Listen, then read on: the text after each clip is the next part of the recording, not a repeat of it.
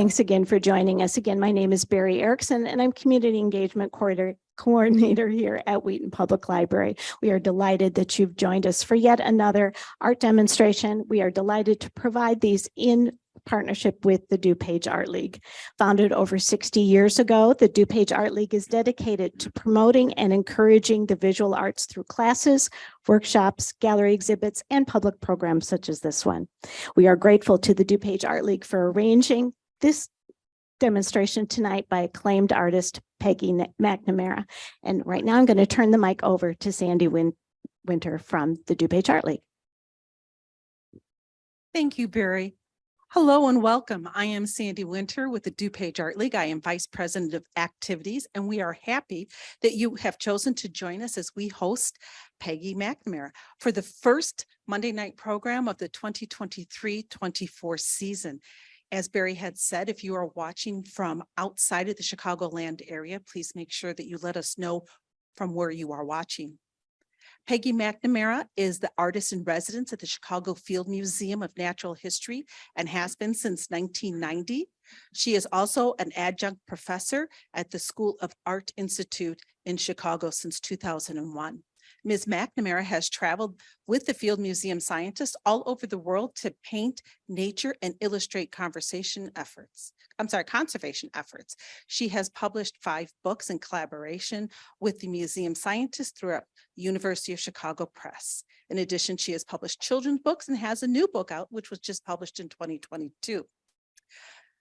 Having been associated with the Field Museum for more than 35 years, as well as a regular visiting painter to museums across North America and Europe for 15 years, Ms. Macnamara has produced a series of classical drawings, as well as paintings that bring together museum architecture, natural scenes, and cultural artifacts.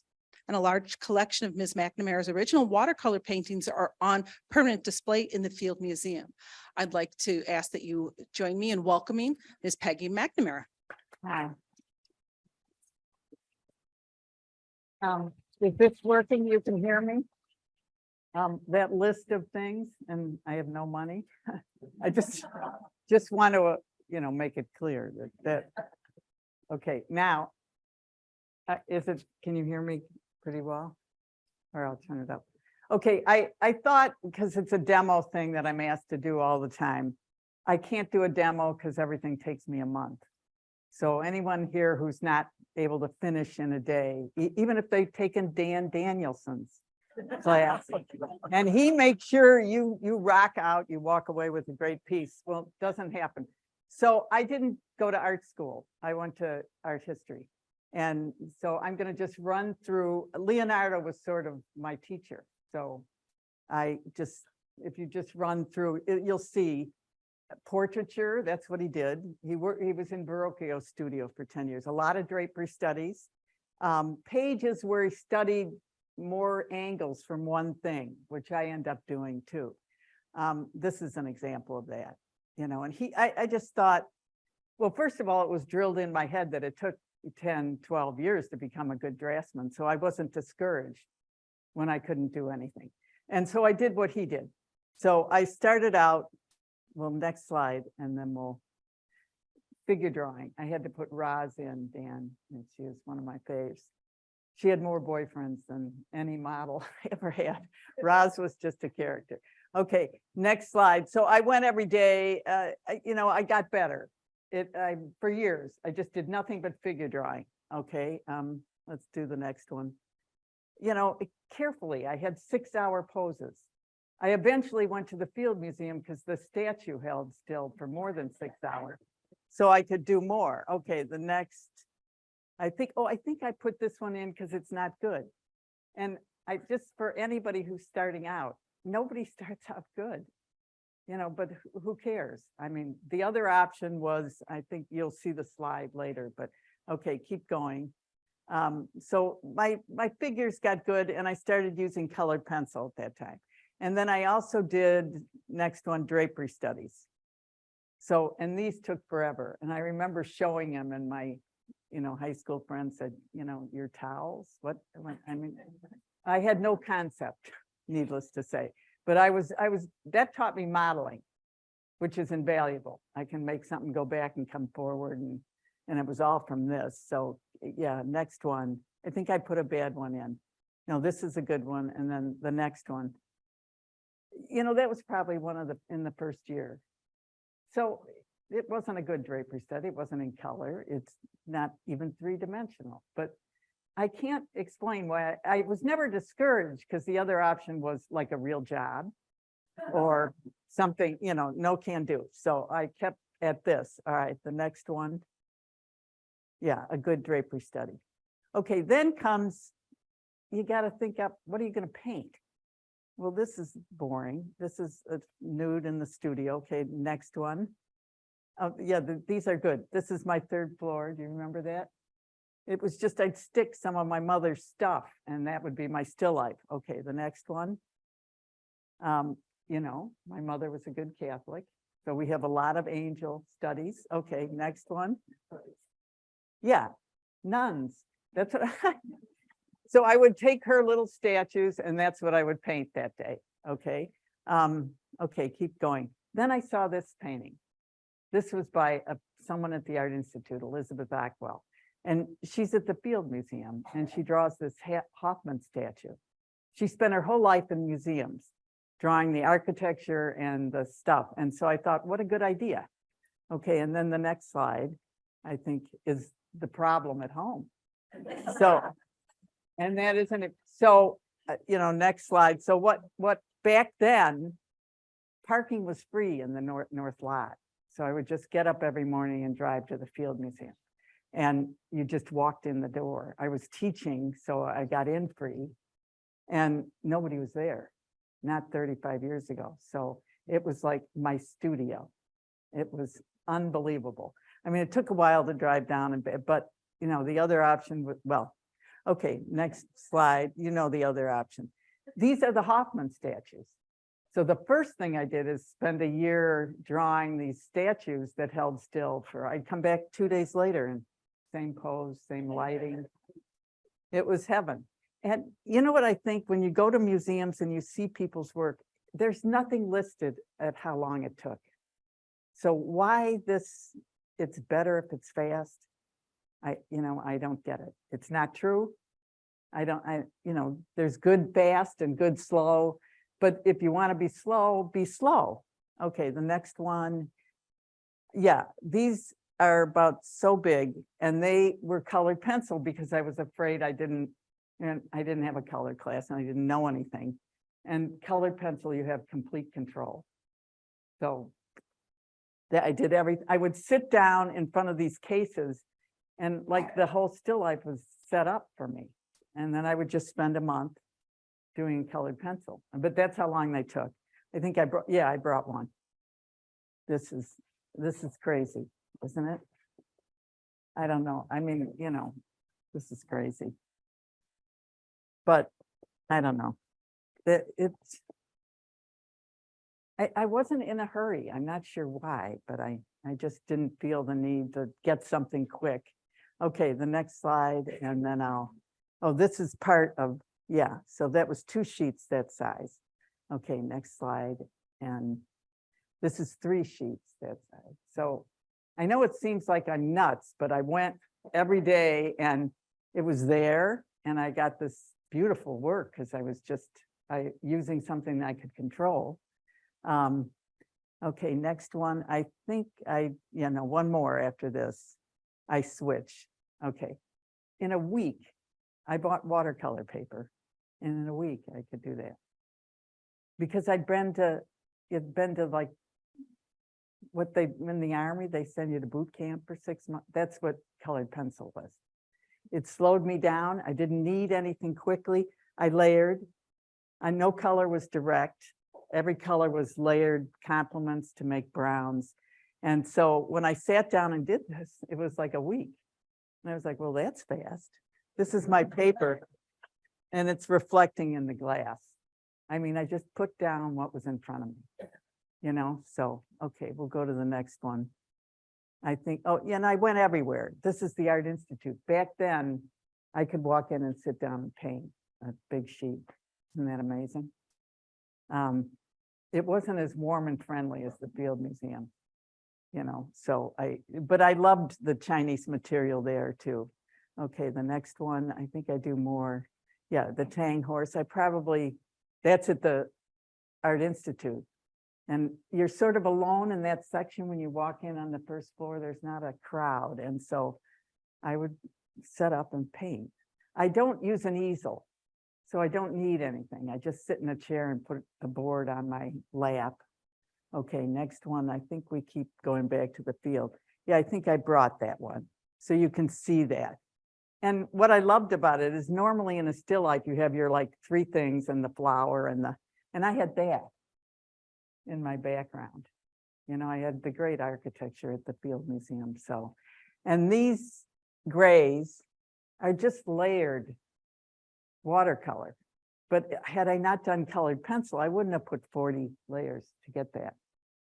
I probably put a blue, then I put an orange and let each one dry because I could move to some other place. So that I lucked out. Do you have trouble, Dan, making him wait till it dries? It's a blend of both. Sometimes it's wet into wet. Yeah, I sometimes agree. it's dry, it all depends. Yeah. What you're trying to achieve, I think. Yeah, well, you can do it fast with Dan, just in case you're not. Okay, next slide. It goes faster. Yeah, it goes really faster. But so this was my subject matter. Okay, next slide. And then eventually I moved down to the bird hall. I'm not sure what I exhausted China. I was there for 10 years, I think. And they pulled this case out into the hall, and this reflected. Now, if anyone has been to the school, the Art Institute, they will get this joke. I mean, I thought, oh, wow, I have a concept, and the bird guys were like, what are you cutting the bird? Because no one had done, I never saw Audubon. In art history at University of Chicago, no one mentioned Audubon. I didn't see any of those. So I didn't know there was this whole world of wildlife painting. So to me, having reflection on my bird was cool, anyway, okay, next one. And then I fell in love. Oh, good. This, I'm going to show you more of this, but just that's an example of I start a painting. Okay, the next one. And I don't want that bird. So I scrub him out. Okay, and the next one, much easier than marriage or other things. I'm going to demo how I scrub it out. Then I put this there. Well, life is, you can change. So that not having a watercolor class that said you can't change anything, you should do it, but all those things I just slipped by because I didn't know you couldn't. Okay, next one. And I made mistakes. This, I don't know why I put that in, bugged me. But I just let it sit in the studio. And then one day I just took it away. Next slide, gone. Okay, next one. This one's a good, I can't remember. Oh, that's him gone. Okay, then the next one. It's a nothing tiny mistake, which would be a big deal to a classical watercolors. So I just washed this out, the next slide, and I put him on that tree. Okay, the next one. And now he's little enough for that tree. But I never was like nervous putting something down because I always knew I could change it. I can take anything away, and I'm going to scrub something out for you so you can see me do that. You believe me. Okay, next slide. This is pandemic work. I just went to the sunrise every morning. And boy, does it suit layering. I mean, it just does. Okay, the next slide is it finished. I mean, I could put the whole palette in the blue and white. I'm never satisfied with one. If you really look at blue, it's got other, it's got a little orange and it's got a little green. So I just put them all in. And I do some wet on wet, but I mostly layer it to get, what I want till it starts to feel right. The other thing I do is I work the whole thing at once. And that's hard to get students to do. They want a little piece that works. So I described my dinner table. Okay, so there was my dinner table with 7 kids and fighting and, you don't feed one kid. I mean, there'd be a war, there'd be beating up or something. So everybody gets a little something. That's how I paint. And then everybody gets a little something more, and that nobody admits that you learn that from motherhood, but that's where I learned that from. Okay, the next slide. And then, oh, this rule. Okay. You can't go light. Once you got the thing on there, you can't go backward. Well, no. All right, next slide. I think, yeah, I just poured. I'm going to do it for you here. That's lemon yellow. And if something gets too dark, sometimes I scrub it out and sometimes I just use another watercolor. And lemon yellow is just will lighten something and look like, you're actually painterly, doesn't it? And I just poured it on there. But anyway, okay, the next slide. And then here's another example of lemon yellow with these guys. So I don't worry about going too far because I can always pull back. I can scrub it out, I can change it, I can lighten it. Okay, the next, I can't even remember what what's the next one? Oh, sometimes this kind of thing where I go, it's big, it's maybe 40 by 60. And yeah, that works because I keep working the whole at once. I keep moving around, which I'll show you when I show you how much I do the drawing. So, okay, the next one. Okay, drawing. Yeah, everybody can get really good. It just, you got to practice every day. I've had thousands of students at the Art Institute, and I swear 10% live up to what's inside. I mean, life's pressure. They got to get a job. They have a kid, but it's all in there. It's just, you got to work 2 hours a day and and it's only a year or two when you say, if you work every day, you suddenly get better. I wish I had more of my old stuff because it really wasn't. Okay, the next one, a very light wash. The next one, 10 more light washes. The next one, 10 more. And, this is probably the last one. It's about this big. And I had a problem with this because I was looking here and trying to do it the way I saw it. And it was really crisp and dark and it jumped forward. I mean, Abby. But I make that mistake too. I looked at this, not in relation to everything else. It's all in relation. So that had to be washed down so this guy could come forward. But that's just a teeny thing about modeling that I don't think people, unless they've got a lot of experience with it. Okay, we'll do the next slide. And oh, mistakes. This had to go.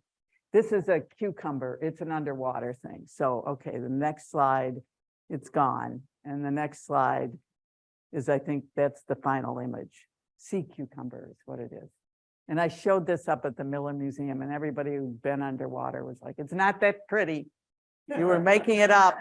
I'm like, well, I care less about the sea cucumber and more about the painting. Okay, the next one, same with this, diatoms. I had to persist here to get that dark enough, them to go back.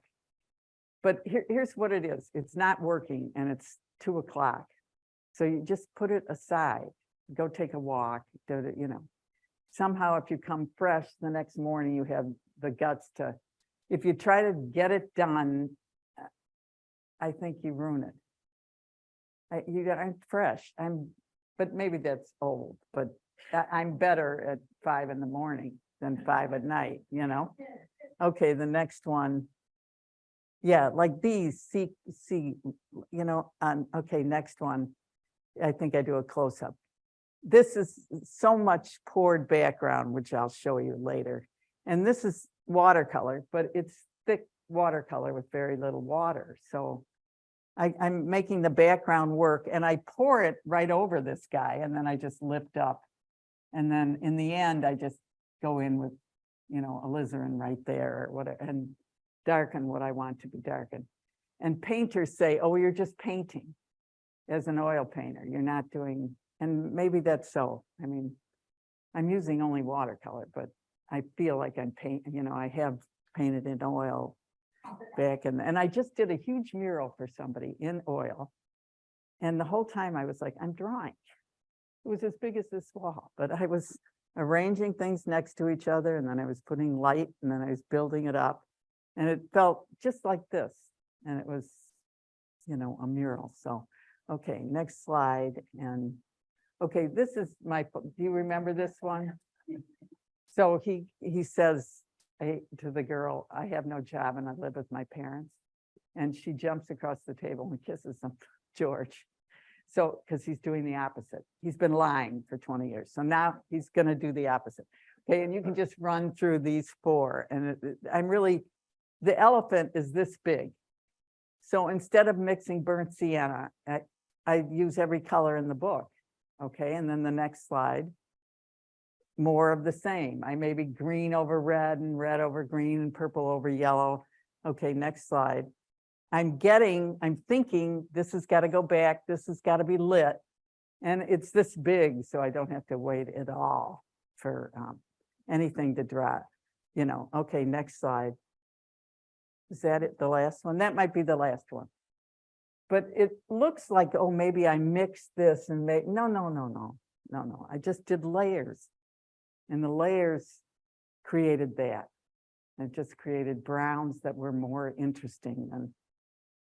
And so I recommend people try that. I mean, it's a little tougher with plants, but trees are brown and green, and you can mix. But okay, where did I go next? All right, next slide. Oh yeah, things like this, doing him big. And this is before I really, I'm getting lit here, shadow, it's a drawing. I know it looks like a watercolor, but okay, next slide. And this is a, extinct dino. But when you look at just the gray, yellow bones, and it's not very interesting, it's fine to just mix it up a little bit. That's all I did. And if you look long enough, you do see more color than people think. And then anyway, okay, next one. All right, we're going to run through these. It's the same thing. It's about this big, the alligator. So first wash, second wash, third wash, fourth wash, and it's a week for each wash. It's not one wash. Okay, and you get to here. And then probably by the end, I'm using, strong paint and putting that in, trying to make this light, this come forward, but giving myself enough time. The drawing was right. That took a whole day. The next one, next day. And that's how you get them to work. So anyway, okay, next slide. And well, I'm going to run through these too. Okay, big, boring cat. But, I'm using green and then putting red on top. Okay, and I get nice. He's better looking than he was. All right, this is another brown thing. And the same, you'd think, okay, what did Peggy tell us tonight? Layer compliments, take things away, get a refund. You didn't pay the Carmichael. Because I'm just repeating myself. But here I'm making that come forward and that go back, which I get a kick out of on a flat sheet, making it look 3-dimensional. There's sort of a kick to that. So, okay, next. And I don't know that you can do them like that one's another one that's this big. I don't know if you can do it like this. I think it's harder, don't you? I think I have more. Here, I'm just making the point that everything is making form. Doesn't matter what color it is. The kick is make form. So, okay, next one. This is another, brown where I softened here so that this would come forward. And I recommend it. Just sitting in front of it at the museum is so different than having a photo. It's really, and then 30 years of doing this. So I'll just tell 2 stories. One, I got it pretty far like that.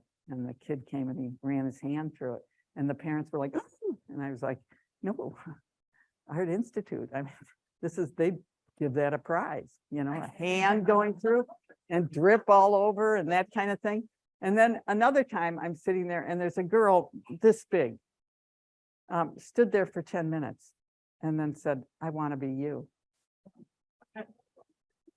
That nobody said that before or since. And that's, I mean, and I don't recommend me, but anyway. Okay, the next one. All right, we're going to run through these. This is a landscape, but it's an example of me using extreme. The purple will get covered with yellow, but yeah, just keep going. You know, and then I do this thing, which I'll show you, which is pour. Okay, go to the next one. I think the purple. Oh, I just took a cup of paint and pour it on. And I let it do its thing. You'll see why I did it. Was when I'm doing these big bird pieces. I drew 50 birds, perfect in relation. So I was like nuts. You know, you could either drink wine or you could pour. So I poured. Okay, next one. I think the purple comes next. It does things that the earth does, the sky does, you know? And so you just pour it on, then you just let it be. You don't get Peggy involved, you know? Okay, next one. I think, yeah, this is sort of how it ended up, but much more interesting with the pour on it, you know? And I'll show you a video of that later too. Okay, I think that's the last of that. Okay, these guys is what got me pouring. So, you know, John Ruskin wrote the 9 Laws of Composition, and I was teaching it the next day. And I was painting these big blocks at the same time. And I thought, oh, did they read Ruskin? Because they adhere to the 9 laws. There's curvature, you know, when I go through. So go to the next slide.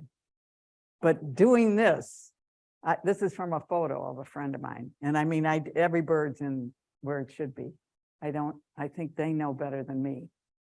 And so it was so deadly to do that I would pour these backgrounds. And they would go over my birds, but I would just lift out a little bit. But I needed to be wild and crazy because I was being perfect. Okay, next one. I think I did a few of these. Yeah, curvature. I didn't make that up. The bird is in that position. Going down the outer drive every day too. I'm like, I just want to have a big sign. Can't we be like the birds? You know, just move over like this instead of giving me the finger. One guy goes and then, okay, next slide. There's no, yeah, like that. Isn't that amazing? So this was fun, this phase, because I was mixing up some art history with some nature and the pouring got better, but okay, next one. Yeah, like here you see, gradually I got braver with the pouring. And this composition, I would never have thought that up. That was just the birds doing it. So, you know, it was amazing. So nature can solve a lot of your problems. Okay, the next one is, I think, oh yeah, this was hard. I probably did it 3 times before I got to have murmuration. But it just, so it wouldn't work and I would be fine. I just start again. So, okay, next one. Oh, I want to just do, okay, this is Homer, I think. So you can go quickly. I'm somewhere between Homer and Andrew Wyeth. So, all right, see, he starts with the yellow, then the next slide, he does the blue, and this is layered, just like I've been talking about. Okay, and then the next one, and he gets the same thing. I never studied him before, but when I copied him for class, I was like, oh, he just layers to get the grays and browns. Okay, and then I think I moved, yeah, that's me, and that's a great way to learn. Just get someone you love and copy their work, you know. Okay, next one is Andrew Wyeth. This is dry brush. He's got the watercolor there and no water. And he just puts it on. So he's at the other end. So somewhere in between, you can find a home. Okay, all right, next one. So that's the drawing. Let me keep moving. Nothing, real simple brownish palette, very little water. That, I was like, really? when I was doing, he had to do that first. Okay, then I kept going and he just made thick watercolor that was like paint. Okay. So I think that's the last one. Is there one more? I don't know. Yeah. Oh, the black helped, but so it's versatile. It's not just one way to do it, that's all that I'm talking about. Okay. Now I think, where do I go next? All right, next. Yeah. So this is when I started doing we were going to do a book about Illinois insects. And I thought, well, I can't do anything without measuring, right? Anyone who's been in but I looked through a microscope and that was Illinois insects. I was like, well, I got to figure out how to do this because they're crazy. And I've never seen one. And I've lived in Illinois, Okay, and so, all right, then I think I go to the next. Yeah, this is easy to love. Illinois butterflies. All right, the next nest. When I was down in this, you're in a dark corner working, I opened a cabinet and there was a scientist who did nothing but study nests. And there were hundreds in boxes. Nobody, you've never heard of him, nobody, but he had a great life, trust me. He was happy. And so they're all this big. So I did them huge because no, you're not going to look at a little brown thing. You're going to be bored. But I don't think I put more in. Okay, next one. I think on that, yeah, go to the next slide. And, that's an example, that's an array of what it's quite amazing, taking debris and creating a home. I mean, it's popular now in architecture, but the bugs have been doing it I know I gave that one to Jeannie Gang. I did a big one and said, see, the bugs were doing the same thing you're doing. So anyway, okay, next slide. I think I moved to, migration. So that's the next book. And yeah, whatever. And then trying to put together a bunch of images for a book. I don't have it all in my head. I just do something, as Anne Lamott says, a shitty first draft. And then I fix it over the time, So this is where the hummingbird is here, and here he is in Costa Rica. Okay, the next slide. So I did 100 telling migration stories, and they got different and better, Now this is the book on peregrine falcons. And what I loved about it is I was back in my old architecture phase because they were nesting behind St. Michael, and so when she'd tell me the locations, I'd be like, ooh, I get to do architecture again. Yeah. Okay, next one. And then, and I tell this to my students that if freshman year at School of the Art Institute, you have to get an idea. They say you're going to take you got to have a concept. They're 20 or 19.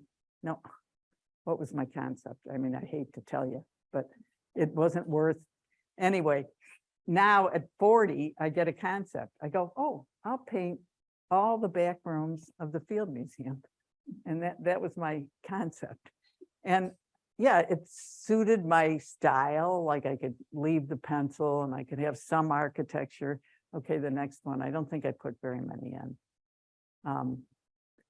This one, I did things like this. Oh, one more watercolor thing. So I did this whole piece without this. And it bugged me. It just wasn't working. So I just put that in. Now, titanium white, it says watercolor. I mix it with other colors. Do you consider it gouache and not a watercolor? I'm asking the expert here. I guess, I don't know, it'd be, when you're adding white to it, it's going to be opaque. Right, and I want it opaque, so it'll come in front, but it's still watercolor, right? It's water, oh, sure, it's water media. Yeah.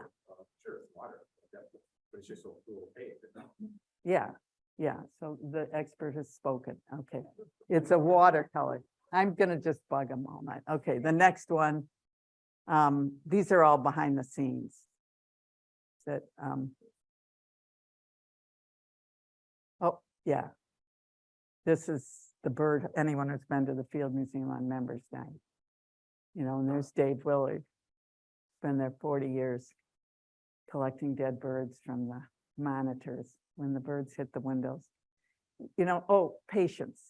So I'm around patience, okay? So 40 years ago, he went and found 2 dead birds that hit a window, and then the Chicago monitors, da, da, da, da, da. But he has a stack of books where he's put in every single bird that hit a window in Chicago. So I'm a lazy slob compared to what's going on. I mean, they are studious, tedious, careful, you know, so that's what I'm around. So it doesn't seem like, okay. And then I have students that are animators, and I remember teasing them, well, I can be an animator, you know, yeah, look at there, I'm animating. Okay, the next one, I think I did another, yeah. Okay, I'm animating. Yeah, whatever. All right, next one. So I am influenced by, and that's why I keep teaching. They're great. You know, even under that pressure to come up with a concept and to, you know, they love what they're doing. And at the end of the first class, some kid said to me, oh my God, I got to draw all day. Because he wouldn't in a lot of other classes. He'd be thinking, you know, what a drag. So, all right, next one. But all right, I'm just going to run through making a piece. So there's 1, 2, just a little bit of water, 3. There's the pouring, which I'll show you again. Okay. And the trick here is to just let it be your partner and not try to do this, because then it all mixes and it doesn't work as well. Okay, the next one. Next, oh, see, I'm lifting out where the birds are. Okay, and then I keep going. I probably didn't, I'm guilty of never going quite far enough. Okay, I hope I made the back better. Yeah. Okay, next one. I did, but you know, this is one of the scientists went to Antarctica and just came home and gave me 20 images. Now, this is an example of me just putting in more color in the shadows. It just makes it, you know, they're fantastic. Nobody talks to anybody else. They're all like, I thought, what a great party, you know, look at that, and that was, every single picture was like, and anyway, okay, next slide. And so, oh, okay, so I try to do a big, huge leafy sea dragon, and this is probably 40 by 60. It didn't work so well. Okay, so next slide. So what do? I just went as far as I could, then I did it again. Okay, and this time I wanted to have some, you know, whatever. Still didn't do them justice. Okay, the next slide. So I got it, but I had to do 3 40 by 60s, you know, but all you see is that, and you think, oh, she can paint it. So when you do it over, and, you know, that's fine. Who cares? Especially now watching the Cub game, you know, if he's hitting 350, he's a star, right? So I don't know why we have to hit it every time with our work, or we criticize ourselves. So that's what I'm saying here. This is all made up. Did I keep going? All right, what's the next one? Too many slides, Peg. Oh, I just run through this too. Okay, just one, you know, a little bit of color. I love this part of the museum. They have these bats. Look at him in a jar. He's just great. Okay, then you keep going. Okay, next. It takes, you know, probably a week and a half. All right, and one more, maybe. Yeah, it gets to about here and it starts to work, you know. But so you just have to be patient with it. Oh, and then I finished with this. Yeah, I'm just going to run through some classical drawings. And I brought the book of it because fake excuse to ditch my family a week every summer. I would go to Europe and draw. In London, it's free. And they have chairs in Victoria and Albert, and they have all the masterpieces in these rooms. So you can sit in front of the Moses or the David or whatever and draw all day. It's heaven. So, you know, when in doubt, draw. So just run through these really quick.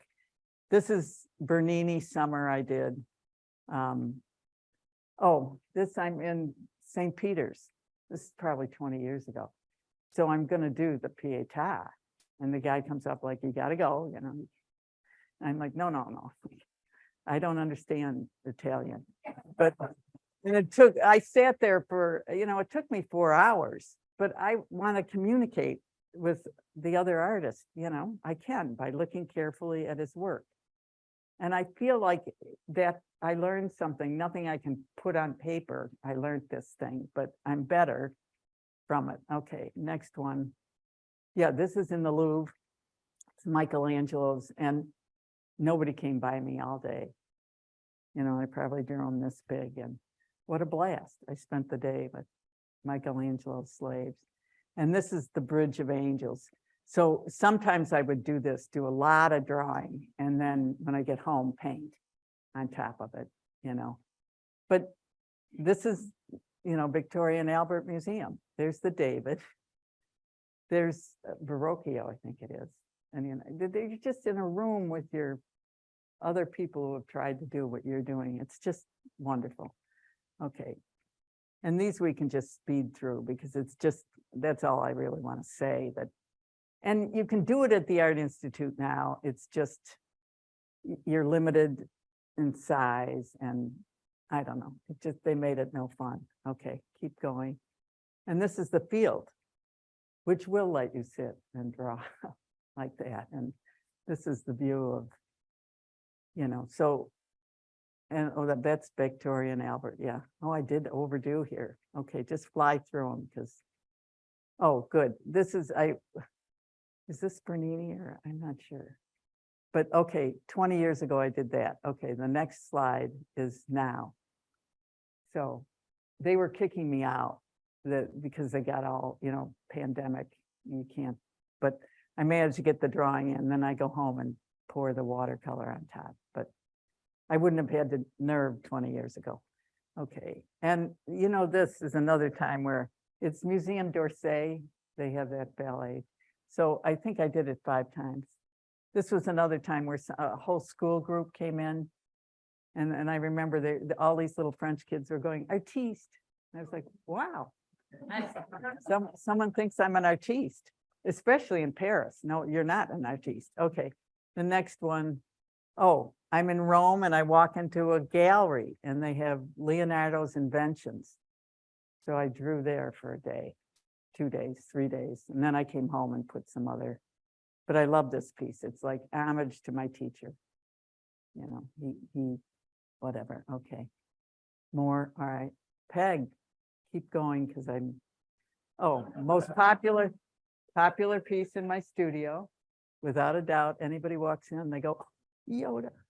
Then I have a great lion and I have but they like Yoda. Okay. All right. Next one. I think do I finish pretty soon? I hope.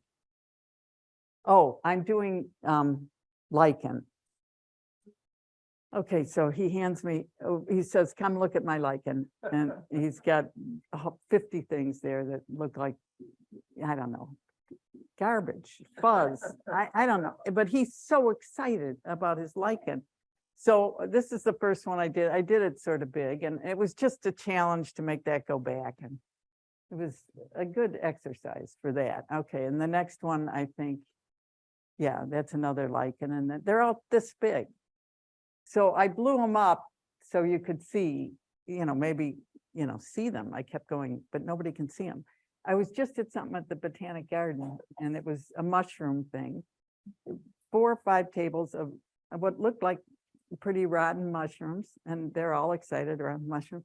And I had these big paintings, and I was like, I win, I mean, you're rotten mushrooms. So this is reindeer lichen. And it's white fuzzy. I had to be patient. Okay, and then the next one, I think, yeah, that's the last one I did. I just took 5 different versions of it, but, and I'll see how long I can do this. I miss having, more of a story, but I'll see. It's patience. Yeah, isn't it? So this is what you see. It's that big. And then I do it that big, and yeah. But it makes your walk different. You know, I walk now and I'm like, wow, yeah, I like it. Yeah. But okay, well, do you want, let's just do this now and then it's done. Okay, this is just a 5-minute video, but that goes through the whole. Yeah. Yeah, yeah. It's just, but we were gonna wait, but I think if it was me, ooh, Peggy.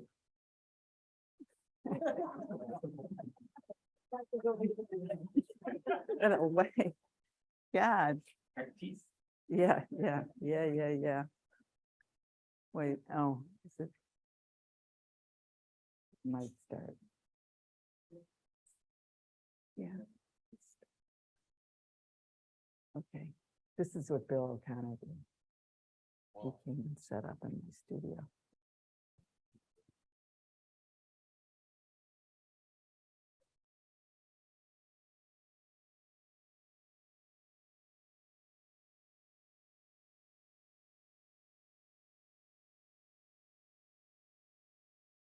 First washes are nothing but, you know, very faint and tender. These are just flames. Okay, that's, see, I have Down in nothing. the fireplace, I hear your voice, and it seems as if it was all a dream. Wish it was all a dream.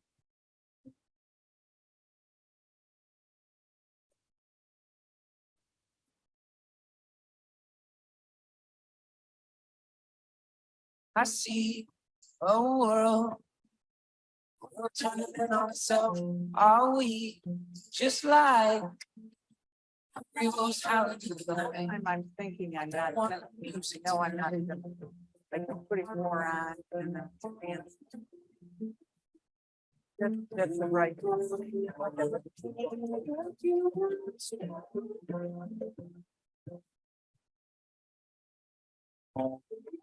Every time I hear another story of the poor boy lost his head, everybody thinks a little crazy. Go on a little bit. Yeah, they go on a little bit.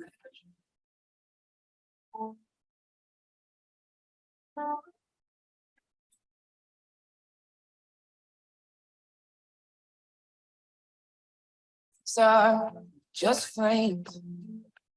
Putting in the fireplace, I hear your voice, and it seems as if it was all a dream. Wish it was all a dream.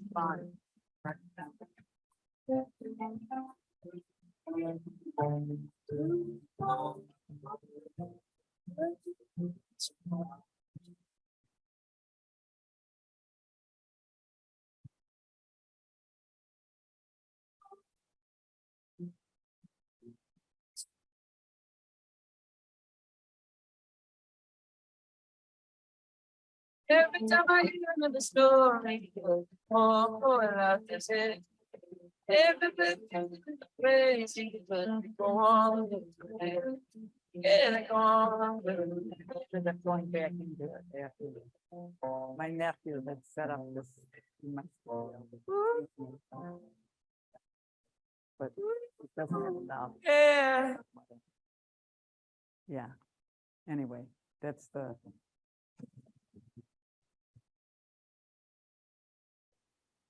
Now, does anyone have questions they want to? Or just need to get going, or you could. Yes. Wait, oh, she wants you to have. So you may have already covered this, but when you're pouring the paint, especially as the background, you're not masking anything. No, I've never masked. You're amazing. My bad. I know I can go back in with white, and then I'm not sure at the beginning where all my white's gonna be. That's the problem. It changes as I build the thing. So that's why I don't mask, but I admire, you know, the patience of masking. Yeah. No other questions? Oh, yes. Can you tell us about your paper? What kind of Oh, paper? How yeah, heavy? you can only use 300 pound. Okay, this is, you can see this, that's colored pencil, and you can come up and see that. 300 pound is how I take away. You can't, and there's never a ripple, and there's never, it's just a different experience from those. You know, what this, I mean, are you kidding? You know, that's, it's hard enough without, all right, so wash 1, wash 2. Wash 3. I used to do them this many times for my students to get the brown. Okay, and it's the same way with these I don't end up changing so much. I do the drawing, you can see my measuring lines, and I just leave all my pencil there. It's okay, and this would be 5 more washes. This would be 5 more washes again, and then you get him. You know, and what am I doing with these washes? I'm trying to stay away from just burnt sienna. I'm trying to give it form. So this goes back and this comes forward. That's about it. You know, I mean, it's not. And I do think that this taught me. So here's the drawing of this guy. And when you see him, this is the same color as that. But I'm always trying to convince you that it's a 3-dimensional thing on the page. So that's looking at the whole at once. So here it is in paint. And it's just a lot of layering. But the things are so magnificent that I don't have to do much but get it right. I mean, that's just an hour. I mean, look at that little face there. I mean, are you kidding? I mean, yeah, whatever. Okay, I just wanted to do one thing where I scrub, so you believe me.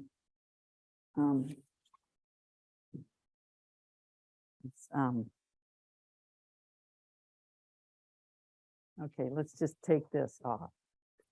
I used to use Mr. Clean, and I thought, oh, maybe I could get on the cover of Mr. Clean, and then I'd be a rich person, you know?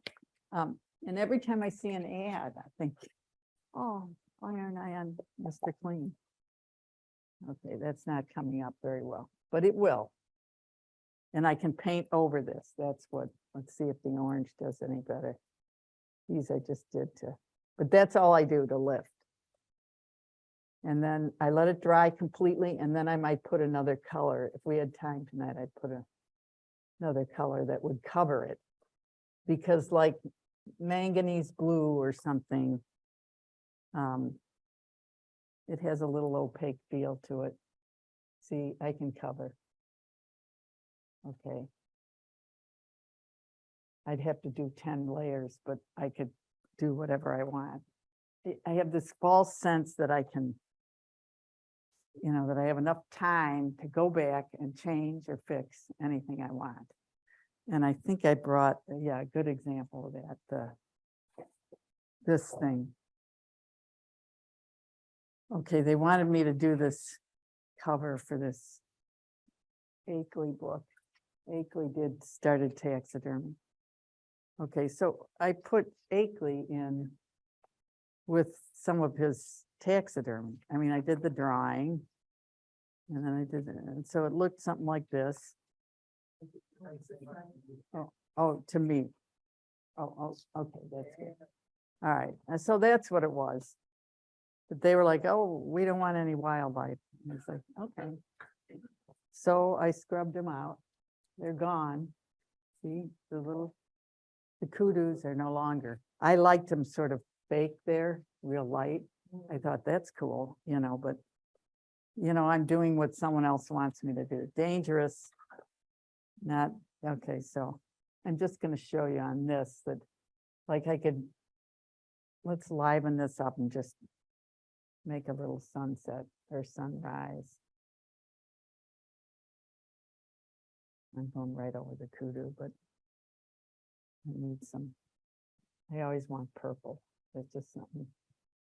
But you know, the piece is already better just because and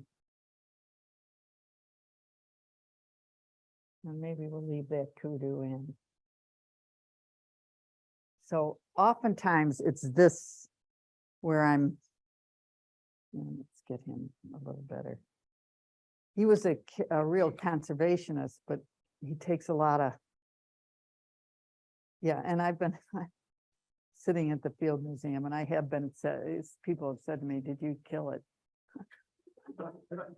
Look, I couldn't kill, the mouse in my house, let alone go to Africa. And I mean, I must have been having a really good day looking. But so it's just this feeling of never being done. Like, look how I can just go crazy here with this guy, and it gets better. Now, something like this, I wanted to show you just because I went where they're banning peregrines. And when they put a ban on them, they're as big as they're going to be, but they can't fly. So they just hop around. I know, isn't it cute? Now, how do you do that? It's not white. They look white, but you have to see more than white. And that just takes being slow and careful. And then this background is probably, I don't know, 20 or 30 layers. I kept going till it felt like it was right with the thing. So, take it off, add it. The easiest part of this one was the owl, trying to do that background. Oh, that background, this was hard. Because the owls just is something, you just get, this needs something. Okay, when you think that, oh, this needs something, you don't have to call someone and ask. Just do it. Right? I mean, because otherwise you're going to be a nutcase. Why do I believe myself is amazing, because I make a lot of things that aren't, but I figure, what else am I going to do? So I guess Peg knows something. What a joke. You don't ever know it. You're always out in the wild. That's what's fun, don't you think? Yeah, I mean, it never goes A, B, C, there's always, I don't know. Yeah. Okay, now my tree comes forward. I'll mess with this tomorrow, but okay, any more? Oh, I want to read you my first. Yeah, this is a quote by Anne Lamott for everybody who's trying to do watercolor in order and perfectly, okay? Perfectionism is the voice of the oppressor, the enemy of the people. It will keep you cramped, insane your whole life, and its main obstacle between you and a shitty first draft. I think perfectionism is based on the obsessive belief that you can run carefully enough, hitting each stepping stone just right, and you won't have to die. That's good.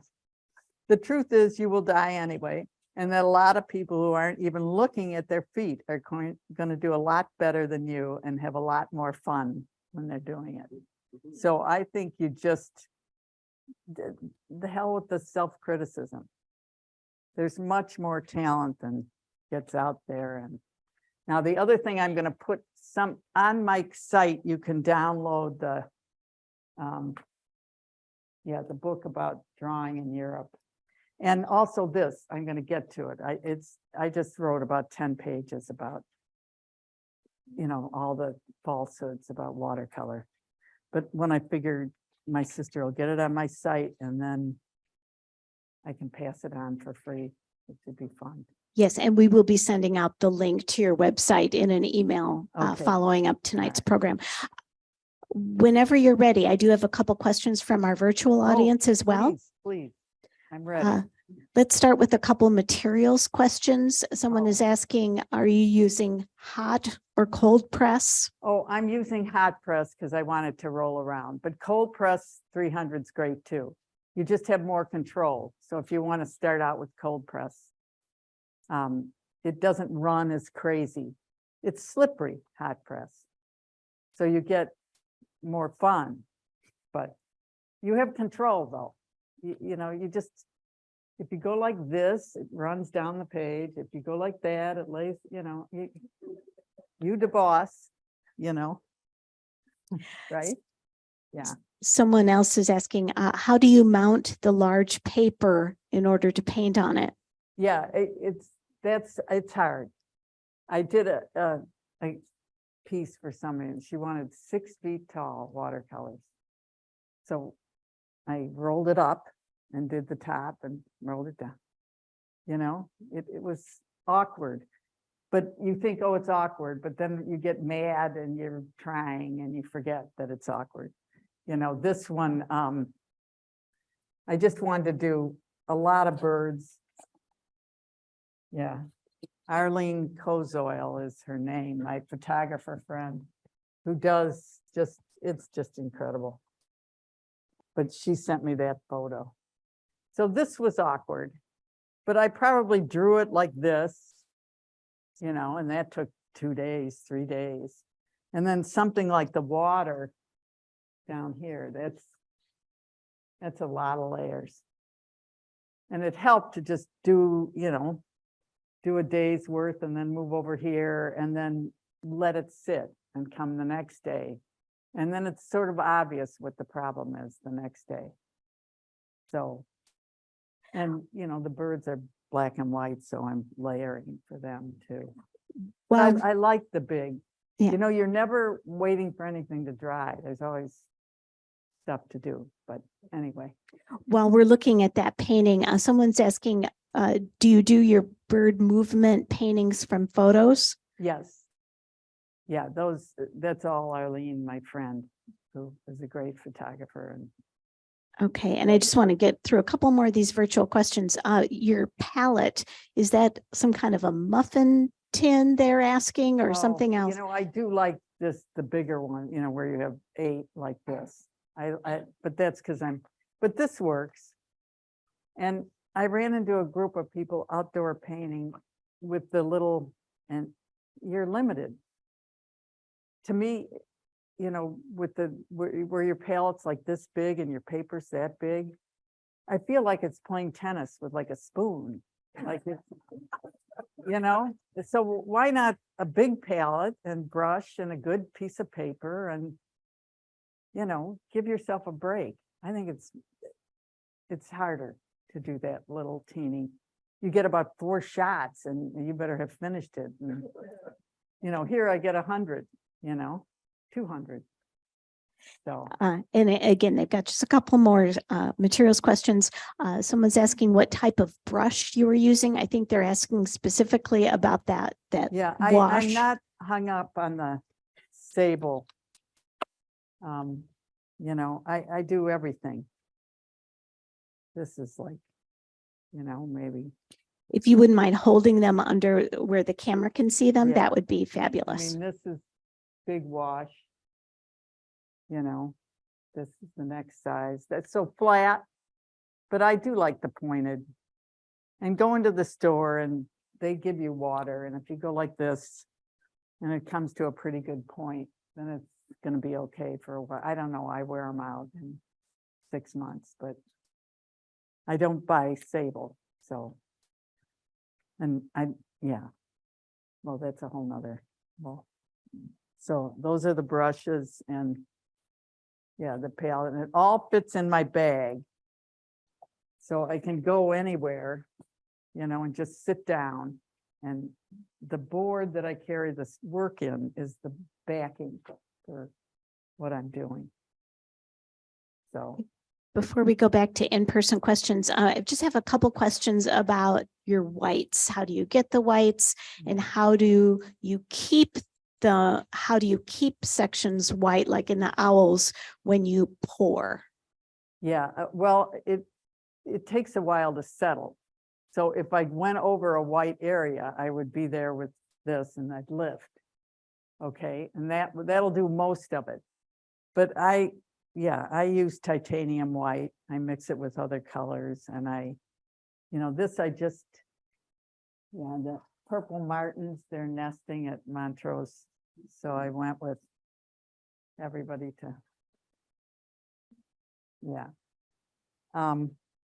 so for the highlights on this one, you know, like here, and how would I ever leave that? I wasn't even sure he was going to be where he was gonna be, so. I mean, I guess you can leave the white if you are sure from the beginning, but I've never been sure from the beginning. Except when I got married, then I'm sure. I'm sure. Oh, boy. Okay. Let's We won't have any more of those comments. let's take a couple questions from our in-person audience. So if you have a question, go ahead and raise your hand and Sandy will bring the mic to you.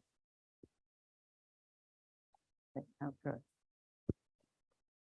When you're developing your grays with your multiple layers, do you always start with, for instance, blue and then put a green one on top of it, or? You know, I mix it.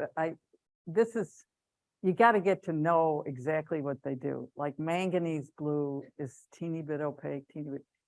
So you got to like go to a cocktail party with all of them for a lot of years, and then you are comfortable. So when I lay the blue, now I discovered of late this brilliant orange by Holbein, and I'd cover the blue with that. And then it would turn something, and then I make another decision. And I don't think too much about it. This feels too purple or something. Then I'd go on with well, ochre's little opaque, so maybe I do, you know, so you got to get to know them. Okay, And but- then, One day you might start out with blue and tomorrow you might start out with green or orange, depending Right, on how right, you but want to end light. up. a lot of water in the beginning so that they're light, you know, I mean, I didn't. Okay, bring thank any- you. Yeah.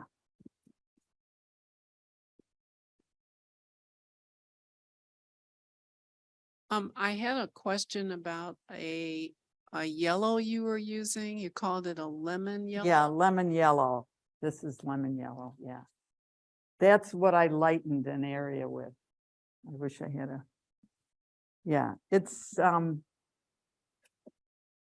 yeah, but how, I didn't know about lemon yellow 5 years ago.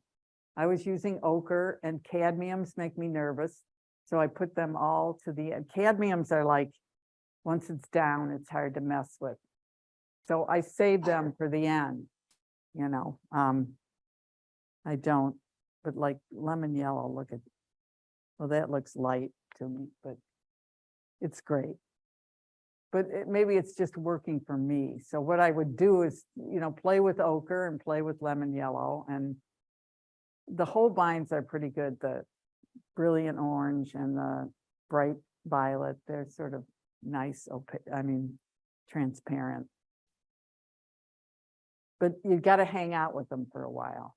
And how I react, it might just be me. You might love, you know, I started using opera. It is what it sounds like. It's a real bright pink. But that was 5 years ago. I lived without opera until then. So, yeah. You know, you and your friend, get some friends and try each other's paints before you buy everything. Yeah. That would be. Yeah.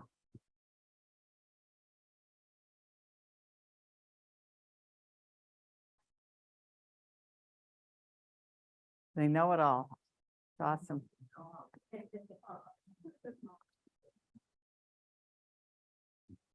When you're doing the pouring, how do you end up without having any hard edges when it dries? Well, sometimes I do. If I do, I'll scrub them out if I care. But mostly you know, and this is interesting. I did them all on my dining room floor. It's never been so clean. So I would pour and I would pour and it would all run all over, and then I would lift it up. And so it's very wet. It's got very little pigment in it. So I do get edges, but I don't know, they're just okay, I guess. Yeah, it's completely different from this phase. You know, when I was just beginning, you know, they were completely flat washes. You know, I was a little miscontrol. But then you know, I mean, maybe that's not, but it was, Peggy, could you turn that one so that our oh yeah. online audience sorry. can see it? Thank you. You'd think I had figured this out, yeah. That one. That's lots of layers. But, yeah. So this, you can, the green was probably dry and I took a little bit of rose and went over it to make it reflected light. And sometimes I try something and it doesn't work and I just wash it away. So I'm not sure of anything except patience works and good drawing works. So Yeah. Peggy, your titanium white that I'm right over here. Oh, yes. Is that gouache? No, it says watercolor. And the Watercolor Society, I don't know, I've gotten in, but maybe because I get rejected too, so I don't. Okay. But here it is, titanium white. It's in the watercolor, It's just opaquish, but enough, I can mix it with the blue and, it just lightens the blue. See, this is, yeah, like, that's got titanium white in it, so it just lightens it. Yeah. I don't know. Yeah, I don't know about that. That's a whole discussion, the Watercolor Society. We have no rules. Even Catholics have no rules anymore. And the Watercolor Society's got rules. So I'm completely like, wait a minute, Well, anyway. Yeah. Peggy, I do have a couple more questions from our virtual audience. Someone is asking, since you do so many layers, do you use only transparent colors?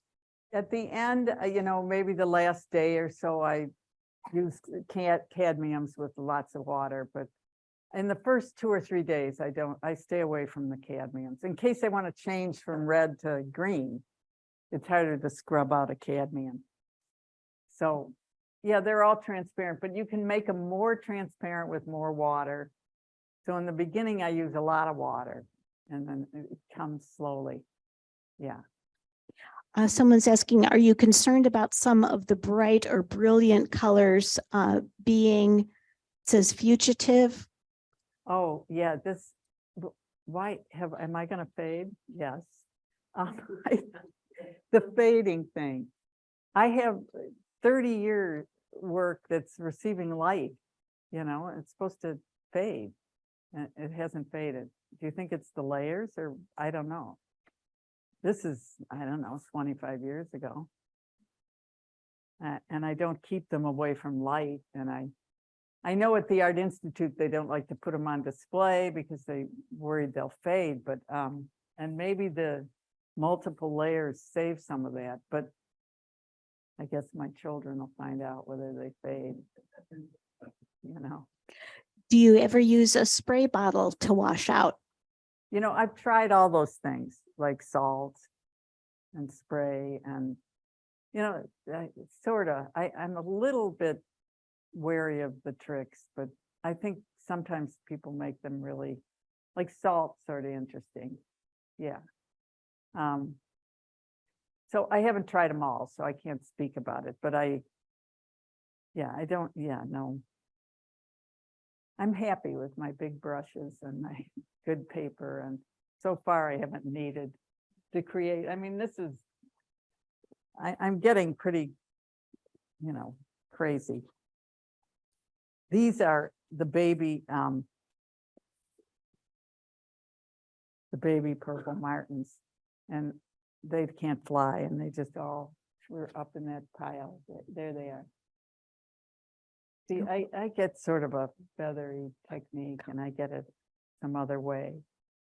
But I agree, earth sometimes requires, I'm sure the salt would be the water in this one. That's just, maybe I could have done it quicker with one of the techniques, but I just never tried one. I like going back. I like editing. But I'm not sure why, but yeah. We've got another virtual question. Do you ever paint a wet paint on wet paper? Yeah, I have wet the paper to create some sort of effect, but not a lot. No, I don't wet the paper.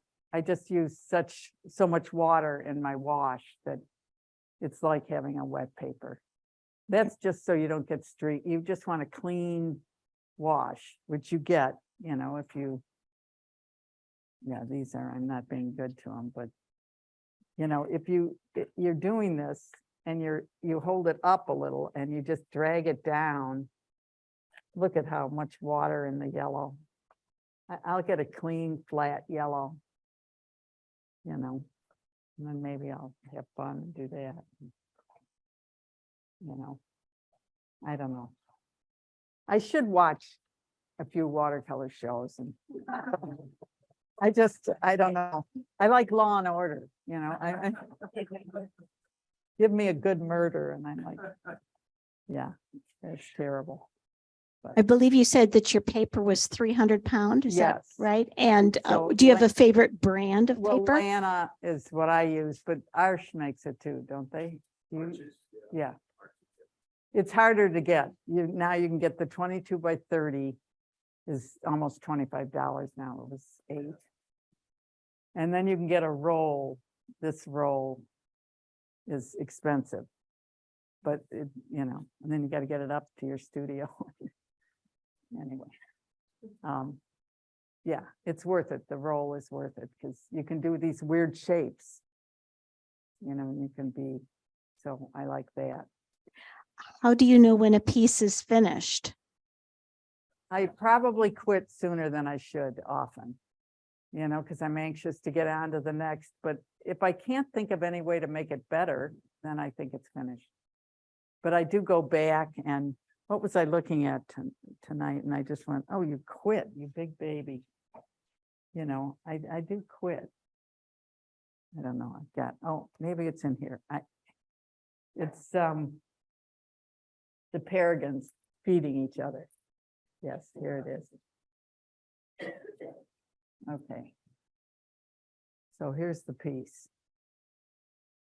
And the paragons, no burnt sienna, so it's all browns and I feel like there could be more pouring in the background, something to liven it, or more color in here. I don't know. But you can always go back. So that's, maybe I will. I'll see. Yeah. I'm sorry, someone just wanted to hear the name of the paper again. Was it Arches? Arches and I can't say Lanaquarelle, LANAQUARELLE. And I can't spell at all, so. But that's sort of Lanaquarelle, yeah. Okay, and what type of paint do you use? I use Winsor Newton and Holbein. But this is an example of like, I'm taking really thick cadmium at the end and I can just look at how yellow I can get it. Right over what I did. So that, yeah. So I don't worry about getting it right that first crack. I always know I can. Isn't that amazing? Look at the cadmium. But that's time for cadmium at the end. Maybe you guys might get a new system, so.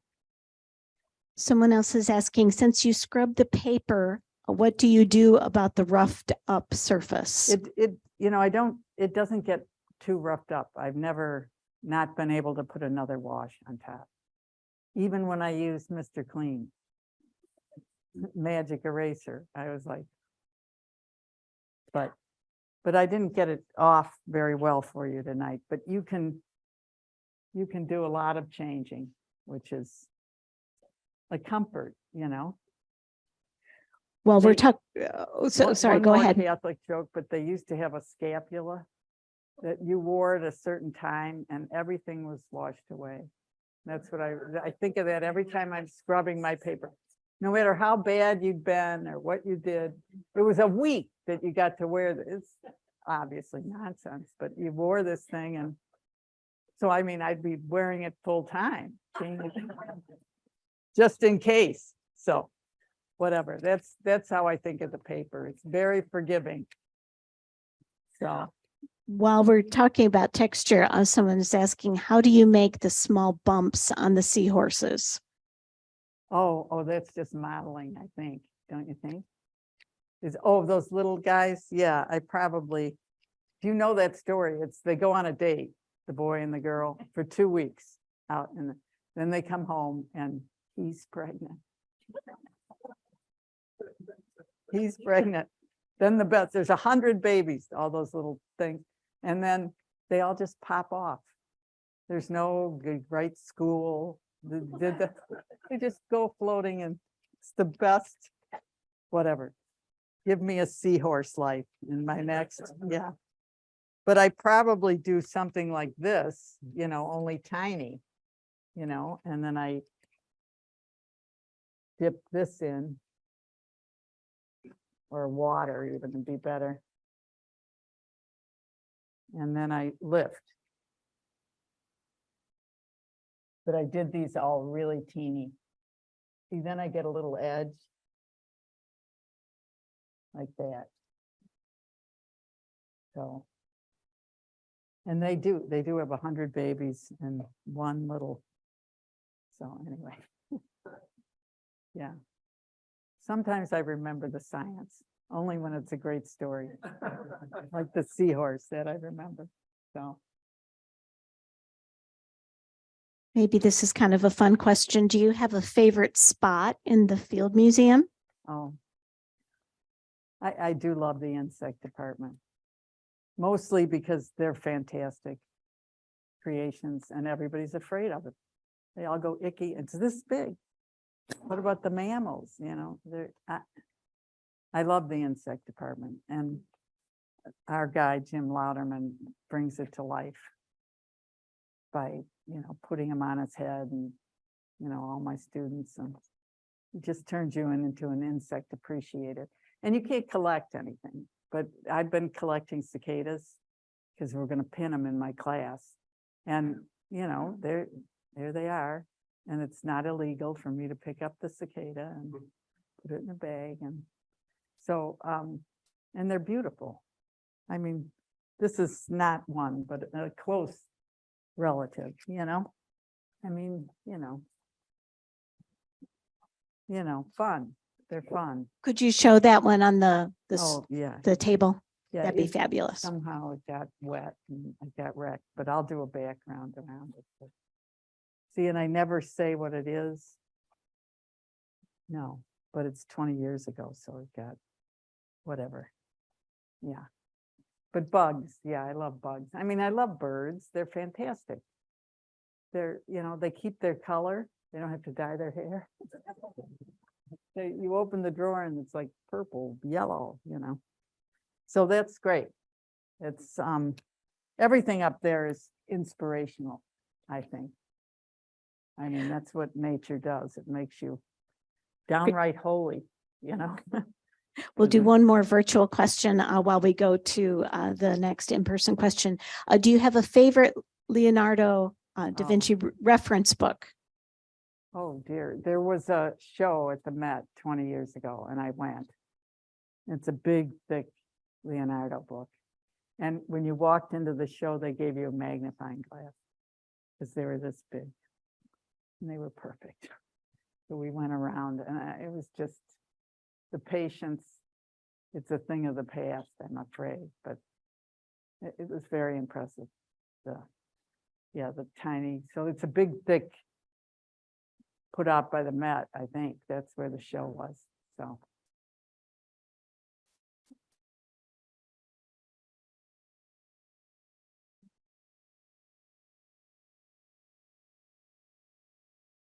You're so much better than my students. They'd all be running out the door right now. They'd be like, whoa, it's been an hour. Yeah.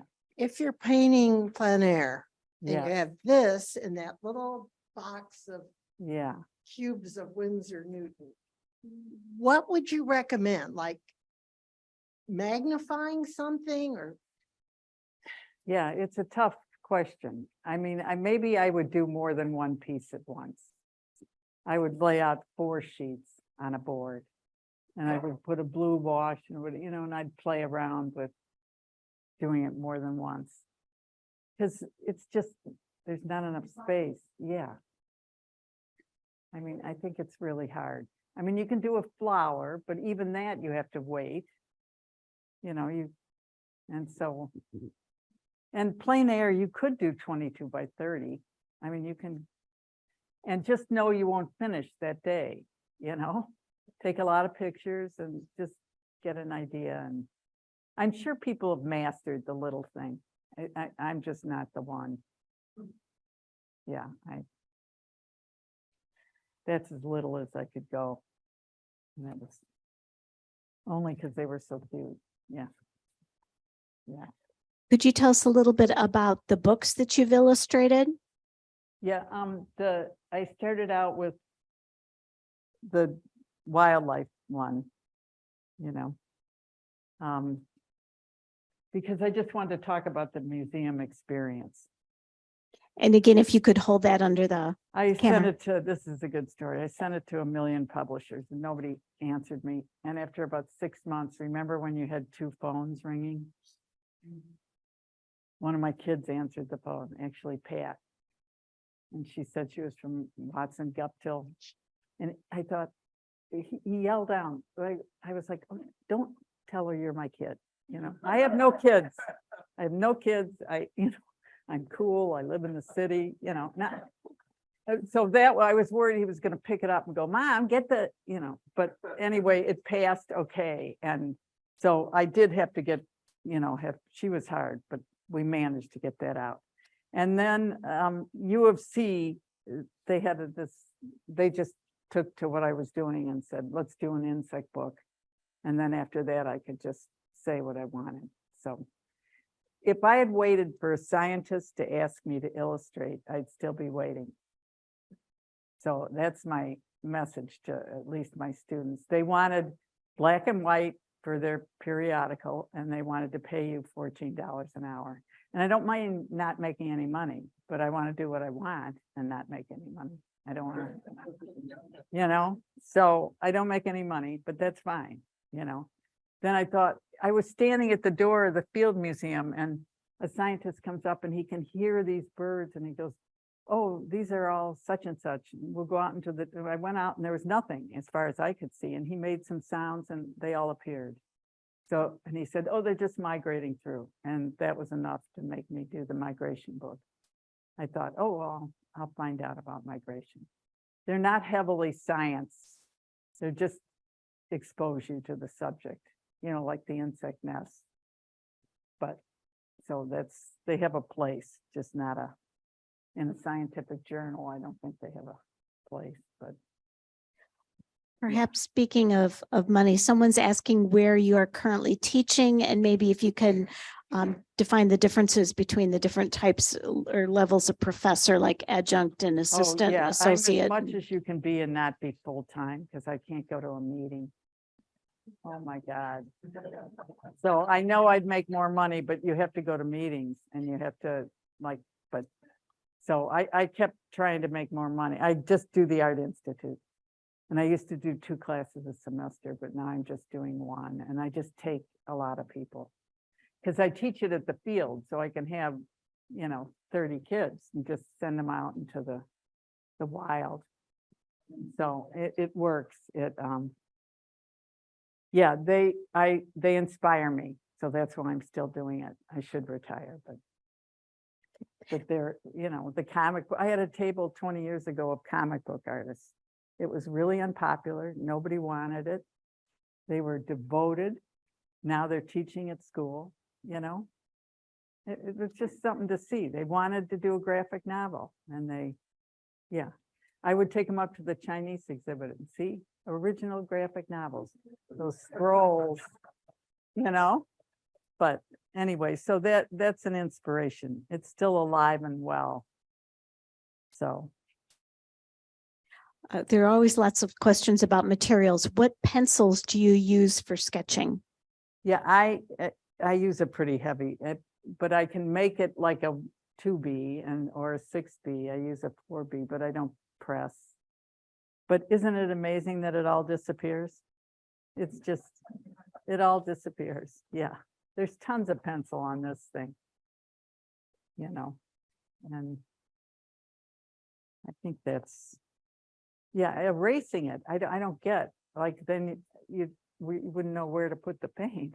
But it's gotta be there, and then you do the next thing. But so many layers just takes away the, all the struggle. If you can hang in there, yeah. And again, regarding materials, someone's asking where they can buy a similar palette. Oh, everything you can get online, Blick, but do you try the other? Blick's good. Yeah. Okay. And would you mind bringing the bag that you use to carry your supplies under the Yeah. camera so Yeah. the virtual audience can take a look at It's that? really dirty.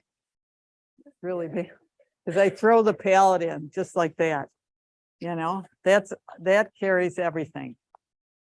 So it's just a backpack. Just a backpack. And look, I keep losing my pencil sharpener, so I attach it so it doesn't get away from me. But yeah, that's it. This brushes water, and you can go anywhere and sit anywhere. Not as well as you used to, but still good. There were a couple admirers, particularly of the insect. So like one underneath the falcons there, and they're wondering how large that insect was. Oh, they're all little. So just a couple inches. Yeah. But when I did them for the book, I did them all big. Now the bonus is when they shrink, it looks tight and perfect. But the painting wasn't, it's like, here's the comparison. Me on Zoom. I'm like, oh, I'm cute, and that's how big I am. And that's what happens when you print your work. It shrinks, and yeah. Yeah, and there was one other question about how you lit that piece with the wings, and then we'll go to the in-person question. Which of this? No, the one underneath. Oh, yeah, Yes, I should yes. have brought more bugs. Yeah. There was just a question about how that was, Oh, how you did I the don't lighting worry on it. about the lighting is, I'm pretty bad about that. Yeah, I don't light it, and I make it up. Okay. I made a lit side and a shadow side rather than have all that. Because at the museum, they're lit, but when I'm working up an insects, I just, Do you work on one painting till completion, or do you have several paintings going at the same time? yeah, I do one. You just stick with one and Yeah. Because when I get away from it, I like, being mad at it and depressed. And then the next day I feel better because I got an idea. Not always solving it, but at least moving the ship along, that's all. Yeah. It's Okay, an like you said, there- antidepressant, that's what it is. Just use it every day, and then, yeah. There are always lots of questions about materials. Someone's asking, do you dilute the Mr. Clean when you use it, or when you used it in the past? No, the little sponge, that's what I did. The use. sponge, yeah. I didn't use the thin papers, but then I decided my brush was just as good. And so I do it, and I don't worry about getting it all off.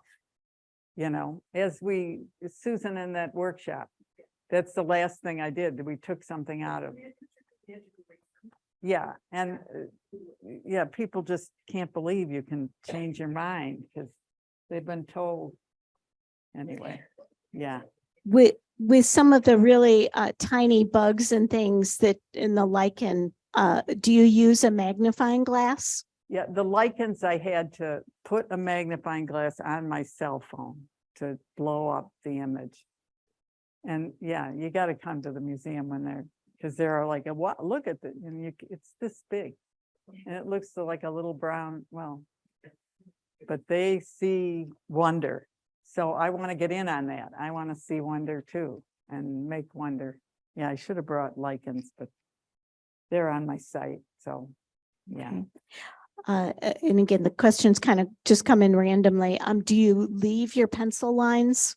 Yes, I leave everything underneath and it all goes away. 20 layers of paint, even washed out paint, will erase the whole struggle, the whole drawing. So, and I need the whole drawing there, you know. Now, this is a different, you know, this is in England drawing this. That's, you know, you can't paint in that, in the British Museum. So this is all pencil. And then I maybe do a light wash, and that seals the pencil and gives it a little bit of something, but it's, what a wonderful exercise to sit in front of the graces and, yeah. Yeah, commune with, you know, really wonderful art is what you're doing. Yeah. Just a reminder to those that are watching virtually, if you are watching from outside of the Chicago area and you haven't told us where you are yet, if you would go ahead and put that in the chat. And I think now we have another in-person question.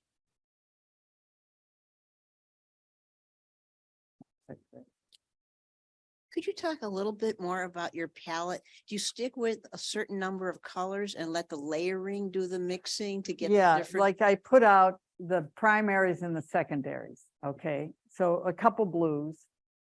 All right, maybe not, ultramarine has too much personality, but cobalt and magnesium, you know, and then I do what's the opposite of blue? You know, orange. So I do the bright orange. And then green and the reds, I use opera, and purple I use brilliant, and then maybe ochre or maybe lemon yellow. And I just start with that, the primaries and the secondaries. And then as the thing builds, I might pull out something else. There's a cadmium green that's really bright that I might, you know, get in. Yeah, I didn't bring enough. Yeah.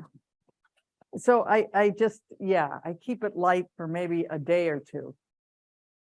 So here's a lot of greens in this guy, right? And I let each layer dry, and then I used yellows and blues, and in here there's violets, and it just gets better when the whole gang is there. It's still green, but the way they play off each other. And when I talk about color to my students, I have a red light bulb, and I shine the red light bulb, and we look at the shadow and it's green. Or then I put a yellow one and it's purple. And at first it looks just like a shadow, like there's nothing there but gray. But the more you look, you'll start to see color, and you'll think, oh, I'm imagining, but you're not. You know this from the snow. In the morning, the snow, the shadow's purple, and then if the light's red, it gets green. And, you know, if you really watch the snow, you'll see more color. So that's all I'm trying to do, is see a little more than the glance when we look at something. So, but simple to start, yes. Yeah, get paint everywhere and let it dry, and then you'll have an opinion the next day. You always do. It's amazing. Someone else is asking, if you travel with large pieces of paper, how do you transport them on the plane? This Yeah, person is in San Diego going to Greece in November, so they need to know how to transport that know. paper. That's a problem, because I remember Europe and getting on the plane with all these and throwing them in the baggage department, thinking, but that's what I do. I just throw them in. Now on the plane, I draw, and I usually have a sheet like this. And maybe I do a portrait or something like that, little, that I really have to concentrate on. But yeah, I take 22 by 30 where I go, and I, you know, put it in the baggage department. It's so, well, they've all made it, and if they don't, who cares, you know? I've got enough, you know. Got rooms and rooms, don't we? Oh, yeah, it's crazy. So, and the point isn't the stuff either. And if I can't say that enough time to my students, it doesn't matter if someone else likes it or buys it or cares. You know, if you have like some peace while you're working on the stuff day after day, that's worth 100 sales, I think. So That's the problem with doing commissions. You're doing what someone else wants. And then it's just, I know we have to make money. It's just, I had a guy speak to my class, a scientific illustrator, and he got up and it was a class like this, and he said, "You got to marry well." I thought, amen. It's really good. I married well. Yeah, he supported me. Speaking of money, where are your paintings for sale? Oh, I do it mostly online now. I just had a show at Columbia that was really fun, a big show, but yeah, but mostly online. You know, I put the new stuff up and I'm surprised people will buy offline, but they do. They can't see it in person, but they get the image, and so that's, and I show, you know, but I don't think it's fun to stand there and do you agree? Like, here you are. I mean, my last opening was fun because the bug guy came with 100 insects and was putting them on people, and it was fun. But otherwise, you're standing there and there's your, oh, the best one, the last opening. I think I'm in front, they were all the way up the wall because there were 60 pieces. And this lady came up, she said, "Your hair, so great." I swear I had 20 paintings and all she could talk about, your hair. And I was like, that says it all to me, an opening, you know, I mean, forget it, you know, it's just not fun. So anyway, and my hair isn't great. And are they sold unframed? Yeah, mostly. Yeah. Or if they're in a show, they're framed and then people can. Yeah. Yeah. And as we're nearing the end, this might be a great question. Someone asks, do you have any advice for young traditional artists looking to make their art a full-time career, especially in a world where digital media is a dominating force? Yeah. My students learn them both, but it's surprising how many of them fight the digital. I mean, they're doing both at the same time. Like, I've got one intern at the field now doing bees, and she does them all by hand, and then she scans them into her computer. But the digital looks a lot like everybody's digital. That's the snag of, I think, of the digital. It's hard to be unique and get enough of you in it when you're working with a machine, but you've got to do it, I guess, if you want to make a living that way. But people mix it up. They teach a little and they sell a little and they live simply, and it's great, you know. You don't have to be a full-time illustrator and work for other people, I don't think. I don't know. I still think of the 5 at the Field Museum. They were getting $14 an hour, and yeah. And the guy's name on the book, and where's their name? You know, I have opinions on all that, but maybe you'll find your niche. My kids go to graduate school from the SAIC. They go out to Monterey Bay, and that's only a year. Or they go to, you know, there's a great U of I program in Chicago, and they do digital and from life, and they figure out, yeah, you got to have one of them come talk. I have a student who went to SAIC, and then he took a year off and just did what he wanted with not listening to anyone, you know, very good. And then he moved to Colorado, and he's exhibiting all the time and making a living, and he's doing fine. So I'm sure his wife works too and that kind of thing, but he's doing the fine artist thing. So I think it can be done. It takes sacrifice and devotion. I'm sure, he teaches too, I'm sure. But teaching, you learn. It's not just giving it away. You get back as much as you give, so. Yeah. Okay, any other questions from our in-person audience? Looking around? No? Thank you. You were a great group. Yeah. Yeah.